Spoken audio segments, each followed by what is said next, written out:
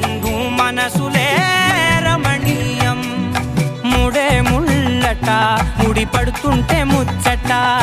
నాలుగు దిక్కుల కంట చూడ ముచ్చటైన వేడుకంట ఆ పంచభూతాల తోడుగా ప్రేమ పంచుకొనే